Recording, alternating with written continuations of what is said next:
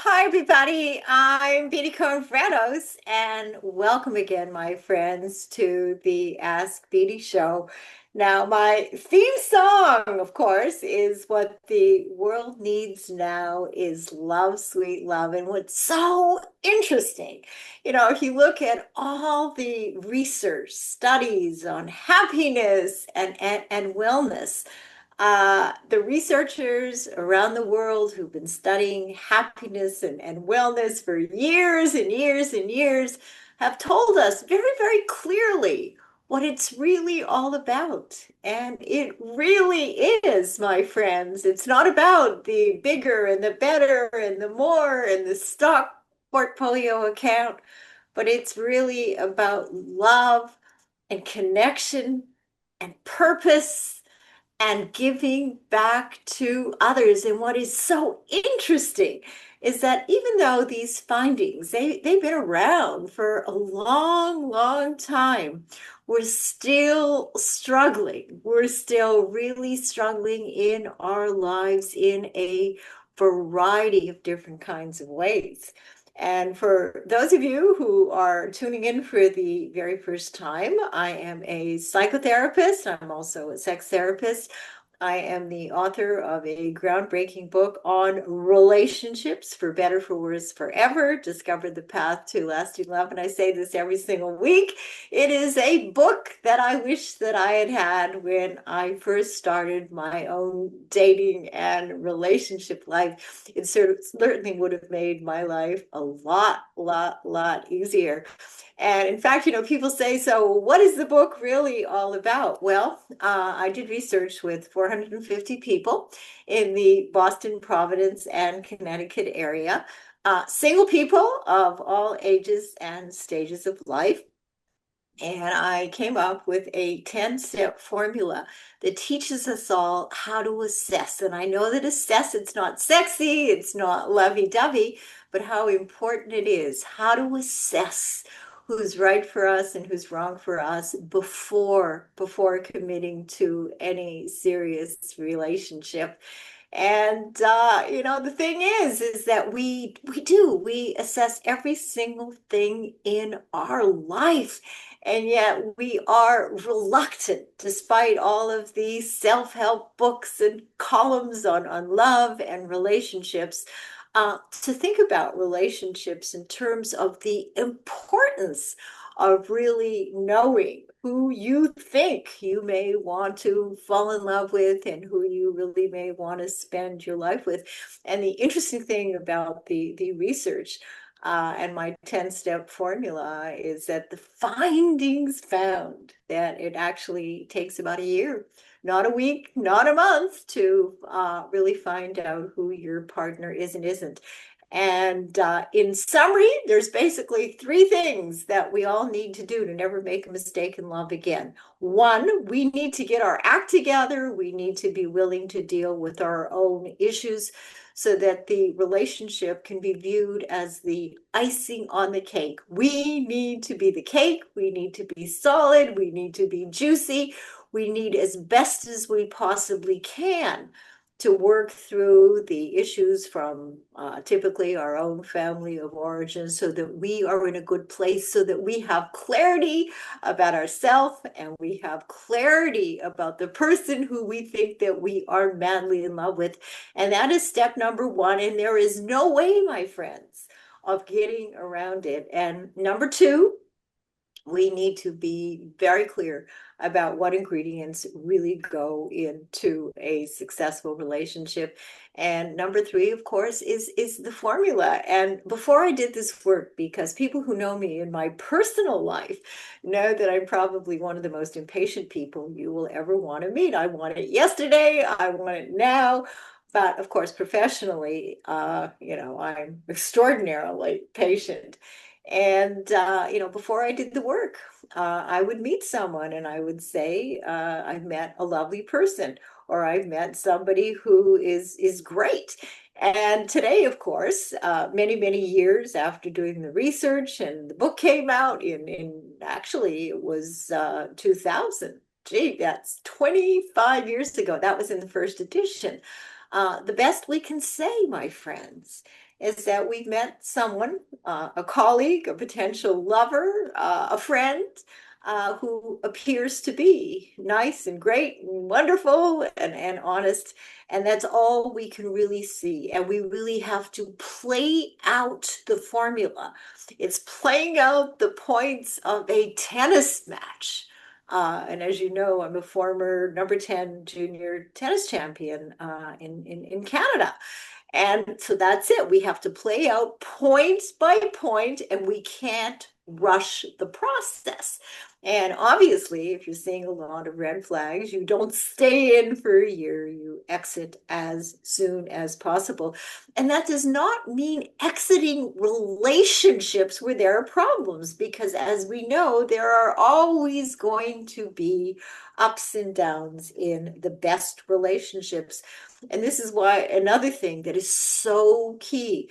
I remember when the book initially came out, interviewers would ask me, so Beatty, what do you think are the two most important ingredients that really make or break relationships? And the answer, again, not sexy, not lovey-dovey, not romantic, but the reality is that those answers are and happen to be emotional communication and problem solving. So these are the kind of people we want in our life.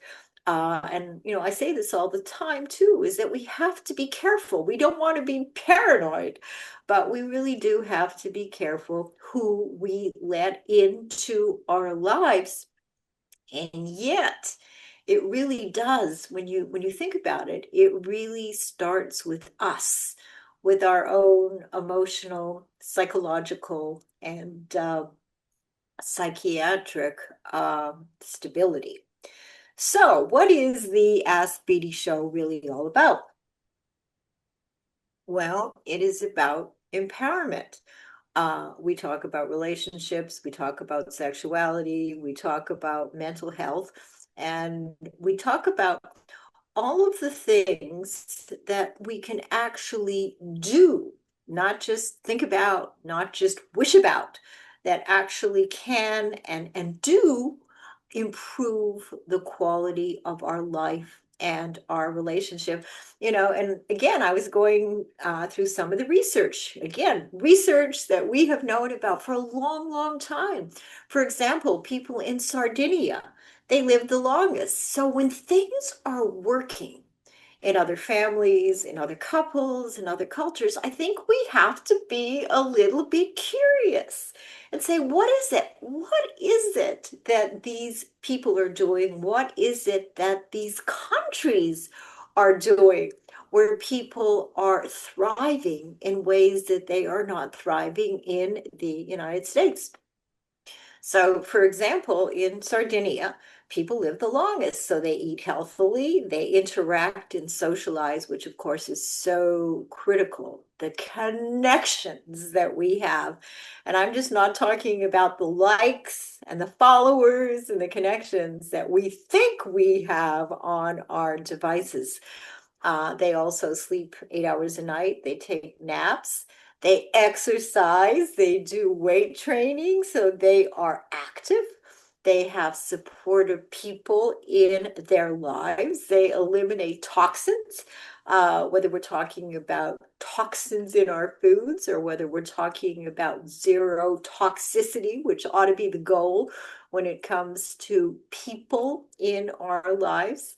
They dance, they listen to music, they go out into nature, they drink herbal tea, they you know, consider using aromatherapy and essential oils. There's a lot of talk also about helping others and giving back. And you know, when you talk about support groups, Again, I'm not talking about support groups that you think that you are in a support group kind of a system where you never meet people. And I was saying to somebody recently, I happen to have been told about a support group through synagogue. And I was curious. I wanted to know what it was that was going to be going on. And what was so strange is that almost nobody had their camera on. And I'm thinking, gee, this is supposed to be a group where people are going to get to know each other. They're going to talk about their issues. Hopefully, they're going to, be able to interact in some meaningful way. And yet the cameras were off in virtually every single person's profile. So what is that all about? Also, again, eliminating sugars and sodas and nicotine. And if you've been hearing more and more about cannabis, about marijuana, I think a lot of people have thought it was just a very innocent drug. And the studies are showing. In fact, I was talking with a young cannabis researcher a couple of weeks ago, somebody from New York University, and she was very surprised to be finding the results of some of these cannabis studies where there were some pretty serious side effects. Apparently, marijuana is a lot stronger today than it was 10, 20, 30 years ago. So let's not fool ourselves when we think that we are taking drugs that are really not problematic. And even when it comes to alcohol, there have been more and more and more studies coming out that even a little bit of alcohol is too much alcohol in our life. So I think that the goal really needs to be where we are honest with ourselves, where we can truly say that we are living our lives in ways that are in our best interest. And this is why every single week, I ask you to go through my checklist of asking yourself about your mental health and your relationships and your dreams and your goals and your self-care, just to make sure that you are being honest with yourself and that you are really, really on track. A study that I've actually cited previously about exercise, and I think this is really interesting. There was a review of 1,039 studies that indicated that exercise can be more effective than counseling or medication for depression. Now, obviously, if you are clinically depressed, you need to get a proper diagnosis, and exercise may not, in fact, be sufficient, for you. The treatment of choice for clinical depression, certainly what I learned at McGill University for the most part, was psychotherapy. And depending on your level of depression, some people, maybe for a short period of time, maybe people for a longer period of time, depending on the severity of the depression, may also need, medication. And of course, exercise should be something that we incorporate into our lives, whether or not we are depressed or whether we are feeling great. I know that for myself, it has been a critical component in my physical well-being, also in my emotional and psychological well-being, that I have been able, since I was a very, very, very little girl, to incorporate exercise into my life on a very, very regular basis. And I don't know about you, but if I'm missing out a couple of days, I really do feel the difference, both physically and mentally as well. Um, a very interesting thing happened on Sunday. My husband, Jim Fredos, who is a sociologist and a criminologist, he is also the host of the Radical Imagination on the Progressive Radio Network and has a television show, Real Talk in the Hamptons on LTV. Well, he and I, and of course, he is my most favorite guest. We always have a lot of very interesting things to discuss, especially if you're discussing things, from a criminologist perspective, and a sociologist perspective, which is different than from a psychotherapist and a sex therapist perspective. So we have a 14-year-old little dog, Cha Cha. And on Sunday, we happened to need to take Cha-Cha to her vet. And this was in East Hampton. So I walked into the vet, and we've been going there for many, many years. And here is the sign that is posted. This is a place, and I'm quoting, this is a place of healing and mutual respect. We have zero tolerance for disrespectful or aggressive behavior towards staff, patients, or visitors. Thank you for your understanding and support. So Cha-Cha and I and Jim, we are waiting to be seen. And I approached the receptionist and I said, what is this all about? She says, yes, yes, yes. We needed to put this up a couple of months ago. And I said, so what's going on? Where you're needing to have a sign letting people know how they should behave in the waiting room of a veterinary practice. And she says, yes. She says, you would not believe what has been going on. And the other thing she said to me, she says, do you know? And of course, I didn't. She said, you know that more and more doctors are posting these same kinds of notices in their offices. So let me ask you, my friends, I mean, what would you say if you went to a doctor's appointment or a veterinary's appointment or any appointment and you saw this sort of sign? I mean, are you kind of wondering about what is happening? I mean, I remember as a little girl, you would go to the doctor or you would board an airplane, and there was no question that people, first of all, they were very well dressed and very well mannered. Of course, this is the Canadian girl speaking, from when I was a child. So, what in the world is really, really going on here? So, naturally, Jim and I were discussing this on our way back to New York City. And I said to him, I said, I think this is a really important subject that we need to talk about here on the Ask Beatty show. So, honey, I'm really glad you're here. I'm glad to be here. Always, Hello, hi everybody. always. Always, always.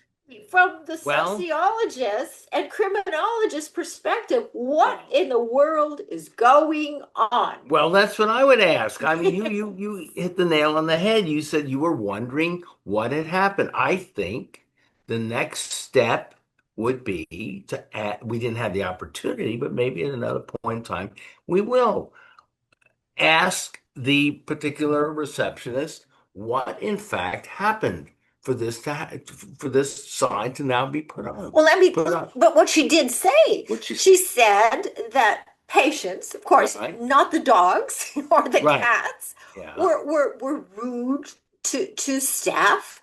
And In we what way? Did you get any Okay, specifics? maybe we need to go back when Right. we're back in East Yes, I Hampton think so. and ask for the specifics. But she said that things have really been escalating Yeah, over the last period of time that yeah, necessitated them right. putting up this sort of a sign.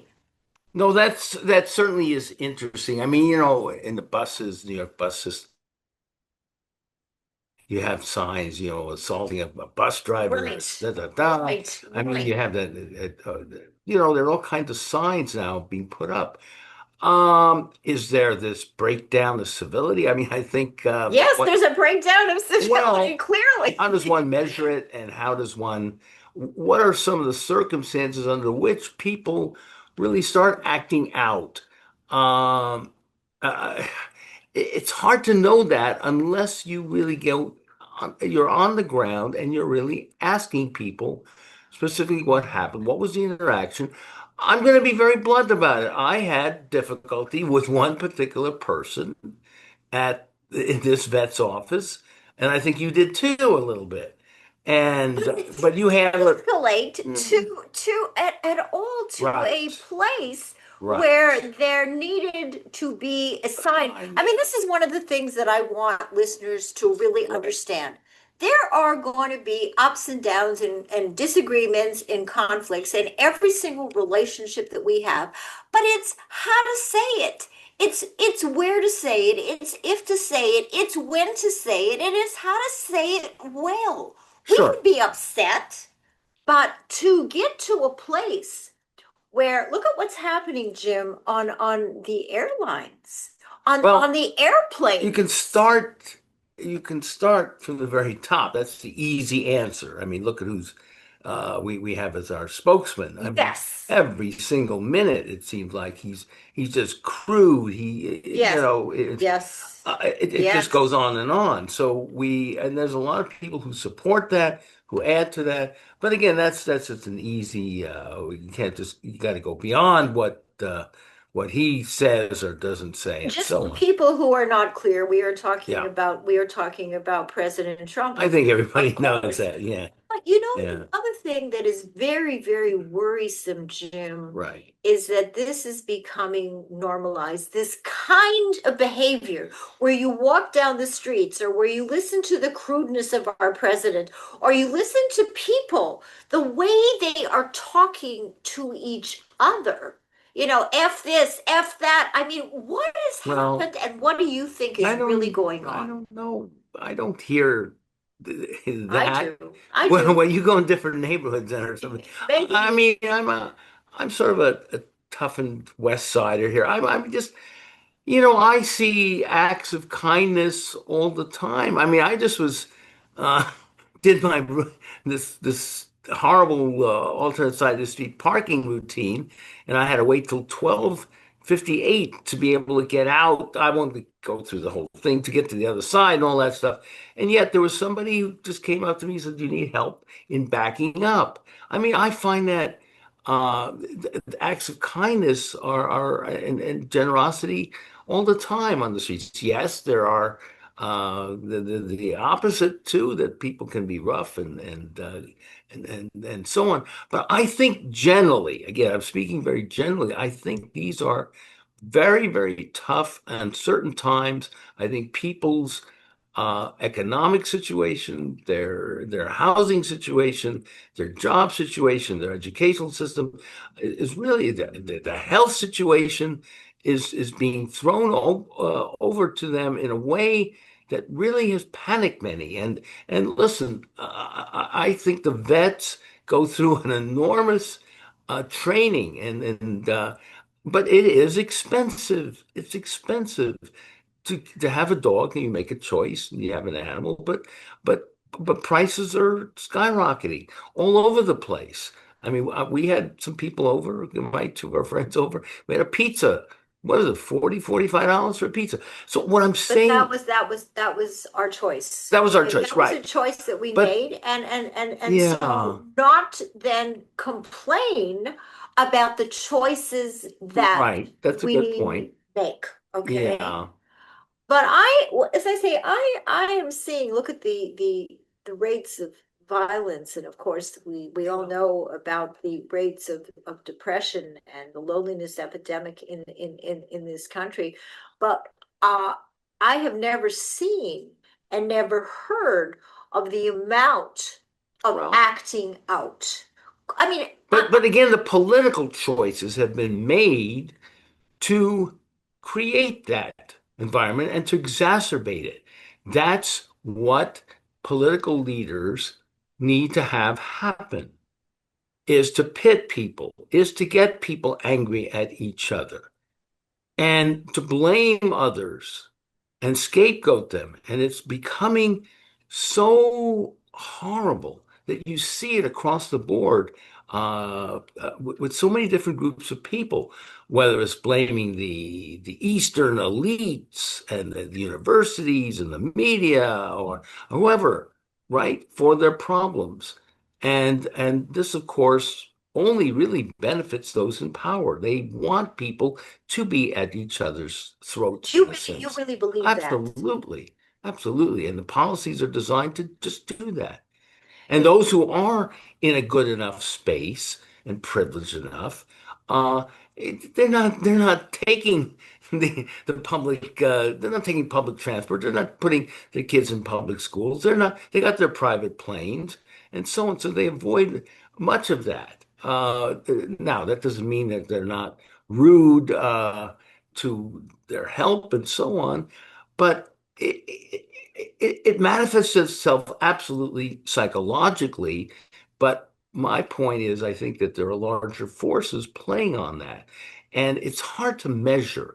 Well, were things more civil in the 50s, 1950s? It was definitely more civil Well, in the 50s, but the wait a minute, wait a 60s. minute. But in terms of, let's say, just black-white relationships, yeah, all right. So blacks were more in their place, and then you had the turmoil of the '60s and speaking out and disrupting, and that really had an effect on a lot of people. Okay, You go see, ahead. this is sort of interesting because, of course, when you're speaking about, blacks in quotes, put in their place.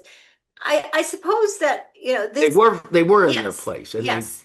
But I guess from my perspective, as right, the Canadian girl who grew up in the, 50s and 60s, right, there was a respect for right, the most part that people displayed, whether or not it was in the stores, right, whether or not it was at restaurants, whether or not it was in synagogues or churches. There was a decorum. right. People said, thank you and may I. And my mom, who was an elementary school teacher, used to stress with her students, and of course she used to stress with me, the importance of manners. And that word manners Yeah. is a very sort of strange, almost an archaic word. And I think it's how people grew up. So if you're talking about, the fact that you believe that maybe it wasn't so different, in the 50s or 60s in this country, growing up in another country, which I believe is a kinder, gentler, more civil country, although things, change. And of course, Canada has its problems too. Right, Um, with their Indian population, which was really invisible at the time that you were growing up. And again, I know your audience understands that, but you grew up in a very self-enclosed uh, community environment. People knew each other, they played with each other, and so on. It was a very different setting in but a even sense. so, Mhm. that I grew up in Winnipeg, which is in Western Canada, north of North Dakota. I felt the same sort, Jim, of civility when I lived in Montreal for many, many years, and I lived in Toronto for many, many years. And these were big cities. There was not this kind of behavior that was Well, displayed on the streets, that was displayed in the airlines, that was displayed in doctors' offices when I was growing yeah, up but as a let's be child. clear that we're talking about rather, for me too, narrow experiences. You weren't all over Canada. I wasn't all over the United States. But I, by the way, as you know, I was a New York City kid, but we moved out to Denver when I was 8 or 9 and spent several years out there. Denver was also it's probably a little like Winnipeg. And oh my goodness, I mean, I can remember people saying, have a nice day, to the point where it made me sick. Now, again, I'm a little bit of a, Love I'm that. being yeah, well, that was my West Side, Upper West Side background too. All right, enough already with the have a nice day. Okay, please stop it. Okay, But I'm, it yeah. creates a lovely feeling to be walking down the street, as I Mhm. oftentimes do here Yeah, on the Upper West Side. When you have people say hello and have a nice day, yeah, it sets smile. the scene Yeah, for just feeling sure. human, for feeling a sense of connection, even though it's not a close connection, but it's just Yeah. it's nice. And I think underneath all of this rage and anger is depression and upset about, as you were saying, Jim, about a multitude of things, about the economics, about race, about government, about politics. Yeah. People are really Insecurities. in insecurities. And Yes. being felt disrespected, humiliated, and shamed. And it's very skillfully being used to say, well, these people don't really think of you, and very highly. And people like Hillary Clinton fell into that, supporting what in fact Trump was saying. What was her term? These. I'm not sure what you're referring to. Okay, Hillary mentioned that they were these. She was referring to middle America there, that they were basically inferior I and see. so on. Oh Yeah, my. my different words. I'm sorry, it'll come to me, but so Uh-huh. so there is a certain elitism that does look down upon others, and that's wrong too. Um, look, we can take specific the airlines. Okay, we read that article last a couple days It ago, was right? terrible. Well, the airlines, what are they doing? They're tightening up the seats. They're having Okay. smaller and smaller seats, and I don't know if you But we're choosing to fly. yeah, but do we have much choice as we No, used to? It's whatever, four or five no, airlines and so on. Well, no. we had many more, and so there's not much you can do about it. Okay, so you got to put up with what you're going to stay in this cattle car Okay, and that have which that is true. experience, and Which it is gets true. people aggravated, angry. Not that you're right, you're right, you're right, you're right. We shouldn't take it out on the people that are working there to try to make as best they can a safe, pleasant journey. Taking it out on people who are working, Exactly. the planes, but also taking it out on passengers. And I think that, Exactly. I agree. this is where I believe, whether we're talking about, relationships, or we're talking about, effective communication and problem solving. I mean, I really feel that the educational system has such a strong role to teach our little children.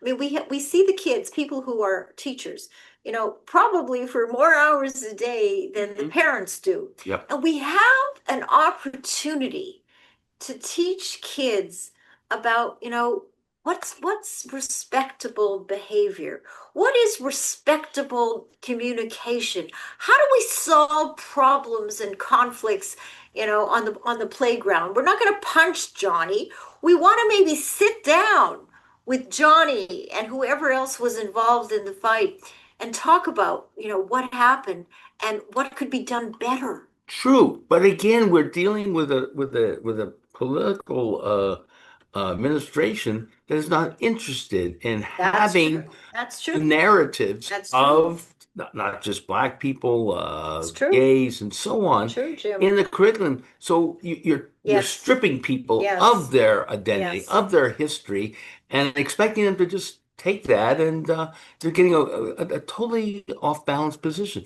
Now that occurs also in the Ivy Leagues. And it's preposterous, some of the things that some Yeah. of the protesters up at places like Columbia. The ignorance is unbelievable. The ignorance is not realizing that there are two sides to things. And Right. again, the education, I agree with you, is not being given. But for that to happen, you have to have people meet each other, No, not it's true. separate them, not Exactly. segregate, not put them behind bars and so on. Exactly. And of course, it all begins in the family. And Yeah. it does. And, little kids growing up, if they see mom and dad, if there happens to be a mom and dad, or a mom and mom, or a dad and dad, or whatever the combination, is, Mhm. talking respectfully and communicating and solving problems well and having conversations. I mean, you and I talk about this all the time. It seems as if the art of conversation, just sitting down and being able to talk about whatever in a respectful way, despite differences, Wou- despite viewpoints. Wouldn't you agree, though, Beatty? Again, what age group we're talking about? Kids like to talk, but they also have to be brought into concrete situations Right. where they see what Yes, you're talking about absolutely. and be able to Absolutely. play and interact with Absolutely. people. And unfortunately, that doesn't happen. That's so frightfully what is not happening Right. in Israel, Palestine, and the separation of people and the fear and it's just The unbelievable. Got to break that down. the we and the they, Right. rather than how do we bring us together, right? Despite our differences, to be able to at least have conversations. Maybe we'll learn Right. something from somebody who has a very different perspective that we never considered.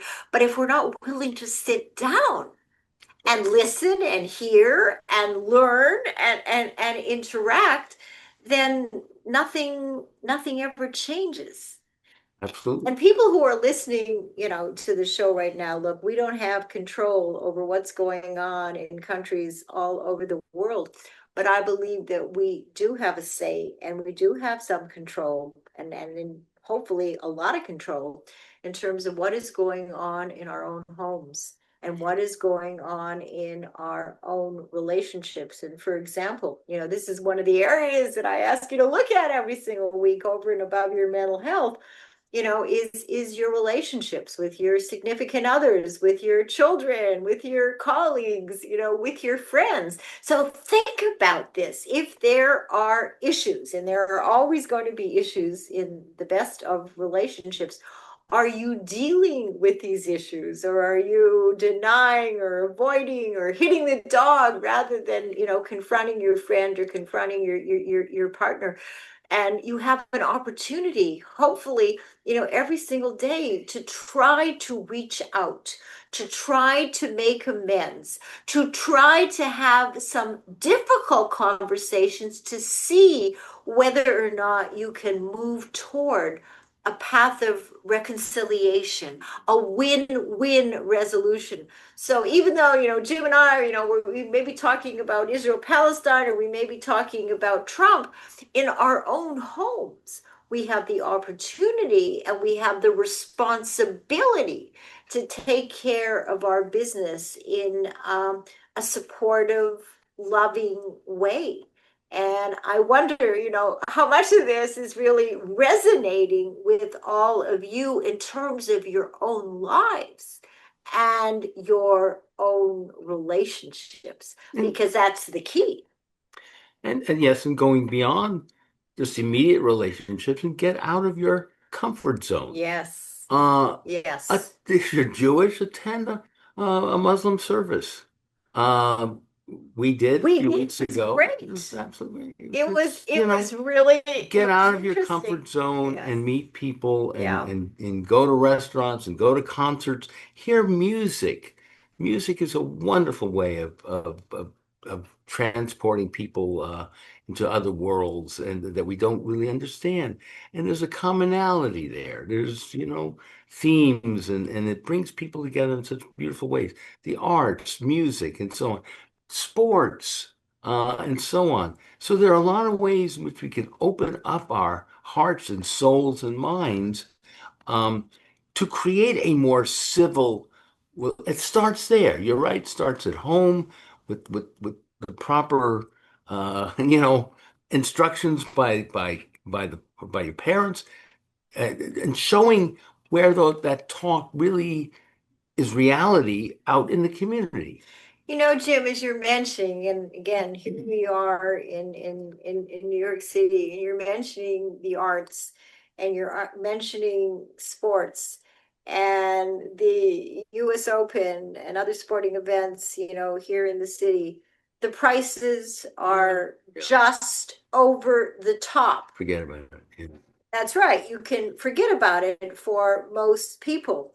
I understand that, at Wimbledon, I mean, there were tickets, 5,000. My pro, Gary Yee, who happened to attend a couple of matches, at Wimbledon, not in the stadium Mm. because the tickets were too expensive. Yeah. So if we're talking about arts and we're talking about sports and we're talking about a lot of other venues, some of the prices I mean, they're prohibitive. But that tells you where people are at, where the Right. capitalistic corporate interests are at. It's not about, The although people. it's not about the people It's not really about the bringing people people. together, Right. although they will make much of Coco Gruff Yes, da yes. da da da. But it's the corporate It's become group are the ones who are going to be able to go to this to a sporting event. And so what is that about? for the most part, but I For the must most say with the US Open, right. the first week is free. So Is it everybody the here, entire first week or just yes, certain yes. days? No, I think Now, what do you the mean first week free to all matches? free. There's, they're practicing, Practicing, right, I'm right. sure that there may be some initial, Matches. matches, But to get in, right. outside of the No, I stadium. understand. And I think that That's that is absolutely great yeah. that people are able to attend. And I know I attend every single year, and the kids are there, and it's really, it's a wonderful, wonderful experience. But when you start talking about paying, hundreds and hundreds and thousands of dollars, to see the top players, it's a whole different world than when I was competing in Canada. Of course, I wasn't a pro. I was, a junior tennis player, but there weren't the corporations weren't really running the show at that point. I mean, I'm sure that the players who were winning tournaments, I mean, no way were they earning and winning the kinds of money. I mean, millions and millions and millions of dollars. So this But too has yeah. turned in to a very capitalistic But sport. your point is well taken. I really think that sense of civility and love for one, it starts with loving oneself Yes, and being cared for and nurtured by your parents. right, And then gradually being able to bring that love out to other people. right, So it's very, very basic. And early childhood experiences, early childhood education, it's absolutely crucial. right. But we're cutting the same programs that so many millions and millions and millions of these kids need, whether it's nutrition programs or early prevention programs for diseases and so on, early childhood educational programs and so on. Right. I'm Yeah. looking at a study here, a Harvard study backed by Harvard University, Arthur C. Brooks, who is a world researcher. Here we have a study revealing why Generation Z is unhappier than ever despite living in the age of wellness. So here we have the everyday reality for millions of young people. The most connected are the ones who feel the most alone. Now, when he's talking about connected, he's Mhm. talking about, on the computers. What is this? What is going on? And the study results, the study is bleak.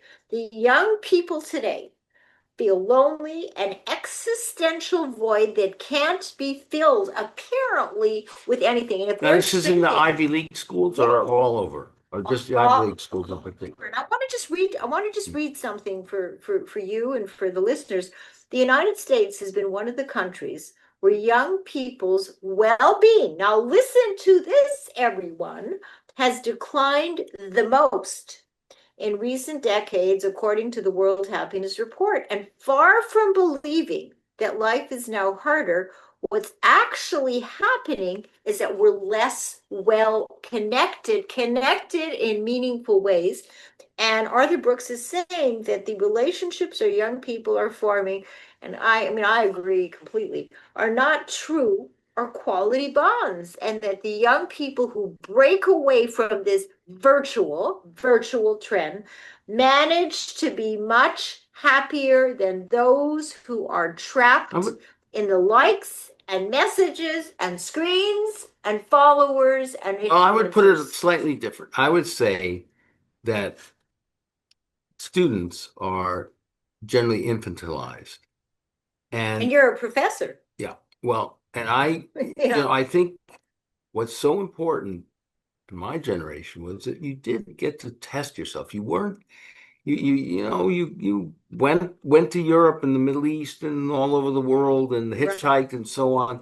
It's not being in some safe house here or some safe classroom, and you test yourself out It takes intellectually, money, but it takes no, it money doesn't to take be money. able to teach Well, yourself and travel these no, facilities. no, It you does. go hitchhike. There's still youth A hostels. hitchhike. Why It's too, not? it's too Well, no, dangerous. it's not. All right, look, we can Those, argue it that. was a different era. No, Okay. you can still. Look, No, it's a different era. if you're not foolish, you can get it wrong. There's the train system in Europe and all over are much better Who and has who has the time take and off the for the money? summer. What I'm saying is, How many people are able to afford, Jim, yeah. to take Well, if off you for are the between your summer? sophomore and junior years, this is the time to test yourself. I'm agreeing with you that too often that they're forever in this internet world and it's not healthy. It's not healthy. We know that these high school kids out in Montauk and East Hampton started this little summer paper and so on, and they were so relieved. Wow, we have something to Okay, do, something meaningful something to to do. report, Right. whatever they're reporting there and so on. But I think that's what is part of it. Get out there and live life. But I have a Test question. yourself I have a out. question for you. Take Okay. Yeah, take a You've chance. been a professor Yeah. at many universities for many, many, many years. Would you say, Well, if you look yeah. back, do you feel that the students are less mature, more infantilized than they were 10, 20 years ago? Well, look, it depends. Most of the time I spent teaching was at Yeshiva University, which was, I And think, John Jay. well, I done it, but Yeshiva was sort of a special place. That excellent students. They followed a program, modern orthodoxy. I respected them so much. I remember a couple of students, I was also a counselor there, and I said just what I said. I said to you, they said, what, gee, they were bored. They just didn't want to spend the summer in wherever, Teaneck and Riverdale or whatever. And I said, why don't you take, uh, go out and go to North Africa? Well, it takes Wait, money wait a to minute, but go they to did. North Africa. No, Yes, it does. they went to North Africa and they took the trains. And I saw them at the end of the summer. They said it was the best experience they ever had. They couldn't thank me enough. But what about your You could, current students? That yeah, was a yeah. number of years ago. John Do you Jay, find John that the Jay was students did not have the resources, and many of them that's the were living at home, and many of them did had one or two jobs to survive. but that's the point. So they weren't able to go to North Africa. And Well, what about your current students? well, It's it's a a mixed it's a bag mixed there group, because it's right? older and younger, and Are some they of infantilized? I mean, you made a statement. So yeah. are they, do you believe that somehow either the professors or the system is infantilizing the Not youth? so much with the because I am doing courses at Torrey University, but they do have older students that are in the work world there and who are uh, taking care of two or three kids at times, who have been really through a lot. So they're not infantilized. They're juggling. Well, They're really the juggling harshness of life, lots. they're juggling a Yeah. lot. They're trying their best to survive and to get whatever positions they can, and so on. I think. If you look at some of the Ivy League schools or some of the elite universities, I think that they're in a very bubble, a great bubble. I mean, that's necessary. You need to be sheltered to a certain extent to study. This is the time where you should intellectually find yourself also and try. But I don't think that, for example, these students have much to say about what is happening to them. I think they feel, okay, if we do the work, we get the good grades, we are then going to be able to go to a business school, to law school, and then we're going to be able to graduate. We have the Columbia degree, the Harvard degree, the Yale degree, and we're going to be able to have a great job, and then we'll be giving back to the university and as donors and so on. But And most that's it. people don't have a Harvard degree or a Exactly. Yale degree or a But know, they're also or cutting down on or the community colleges, the vocational schools. yes, it's a real Um, problem. yeah, It's a real problem. But I want to say a little bit more about, this generation yeah, Z and what Arthur Brooks is talking about. And again, Arthur Brooks is a very famous Harvard researcher. What he's saying, in asking the question, so what's gone on and what's going wrong here? What he's saying, it's the failing is not the technology itself, but it's the replacement. And it's so true of real human experience with a digital stimulation, that face-to-face conversation has been replaced by immediate, yeah. mostly superficial I'm interactions. saying the same thing. The absence of physical and emotional Right. contact not only affects social life, Hmm. okay, and we're, you see, because we're living in this world of, I want it now, it's immediacy. We want something, we want it now. We're not able to wait or But build not only anything. that, Beatty, we don't have the practice to communicate with our fellow human beings and to even know how to be civil toward But them. listen to That's the something point. else he's found. That's true what you're saying. The other area that I thought was really interesting, and I think that listeners may be surprised to hear this, richer but much emptier. So, one of his other findings is that the most striking finding of the study is that the higher the income level, the lower the sense of having a life purpose. And we've always heard that money can't buy happiness.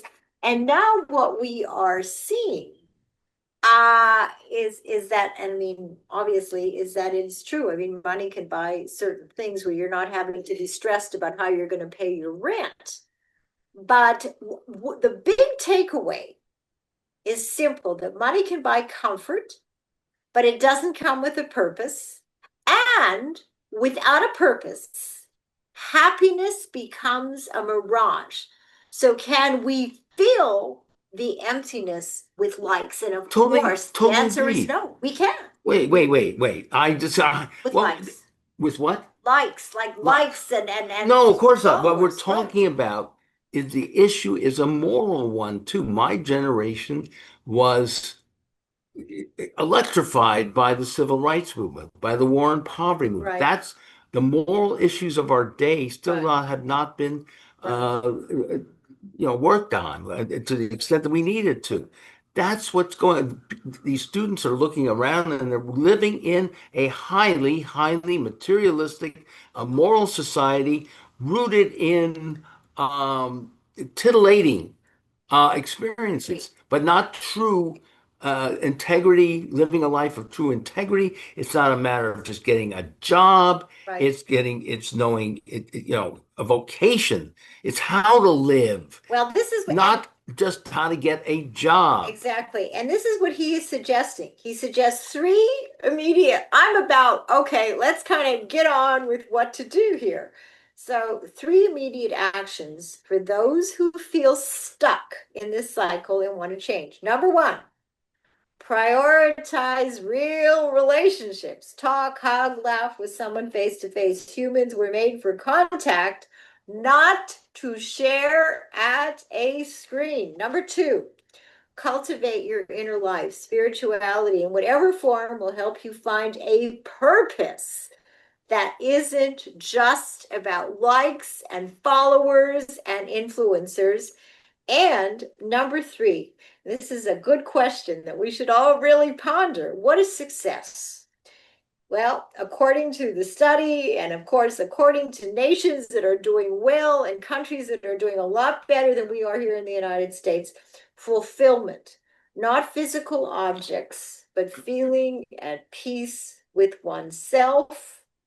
And that is, in fact, really the bottom line. We need physical contact, a return to basics, genuine friendships, deep conversations, caring about others, learning to love again, and above all, feeling affectively more than we do.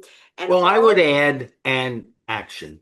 and get out there Absolutely. and act out those things, or find out through activity and through organizing, whatever it may be, more about yourself. You're not just in a silo here. It's not just a few people. It's not just, yes, internal working, but that can become pure narcissism too. No, So get out there absolutely. and get out there in that larger world out there and experience it and test yourself. I think so interesting, Jim, is that if you look at all the studies, and I read a lot of studies about, happiness and nations that are doing better and people who live longer and people who are healthier, we know exactly, that's the whole thing. We know exactly what people need to do. Gary Null talks about it a lot.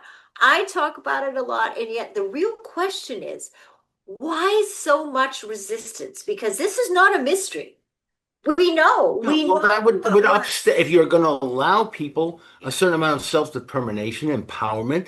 That's going to be trouble for those who are ruling elites, and Well, that's it. but It's we can't do anything about yes, we the can. ruling elites today. Absolutely, you What? can No, not at a today. local level. Not today. Well, What we can do of course we today, can. no, not today. What we can do today is get outside and take a walk and Yeah, well, we exercise disagree on that. Yes, you and can do all that. and make Yes, sure that we get sufficient rest, that we get sufficient self-care, that we find the purpose, that we turn off our screens. These are things that we can actually do today. absolutely. But listen, the young black and white students uh, who, with a backbone of the civil rights struggle in the South in particular, I'll just give that as one example, weren't just about taking a walk in the park. That's important. I'm not saying that's important. Of course, Okay, get out there and really dig into some of the messiness of that we life. of life. Exactly, exactly. Yes, That's 3:57, I know. and I'm not even sure where the time goes I with know. all of these conversations. All right. Again, I want to thank you so much. Thank This you. is Thank you. always interesting. I hope that you all do enjoy these interactions that I have with my husband, Jim Pretto, sociologist and criminologist. So listen, everybody, it is another week here on the SPD show. And by the way, if you have issues or questions that you would like me to cover and discuss, you can always go to my website, beacon.com, and you can email me directly. But I want to leave you with my two weekly messages. The first, of course, is to do everything that you can possibly do across the board to be living your life in ways that are in your best interest. And if you're feeling stuck, there are ways to change your mindset and reset and take on some new and productive and positive action. And of course, secondly, we need to do a much better job and learning to accept each other, understand each other, have conversations with each other. And in those ways, we will all be living a much better life personally and professionally and politically as And well. totally agreed, Beatty. Let's go take a walk. Yes, we definitely need to take a walk. The temperature here in New York, I believe, is about 75 degrees. It's sunny and beautiful. And I always find that being connected to nature, it really does make a positive difference in our lives. So if you're able to, why not turn off the radio and, as my husband Jim said, and go take a walk. And I hope you're going to enjoy the rest of the day. We'll talk next week. Bye bye, everybody.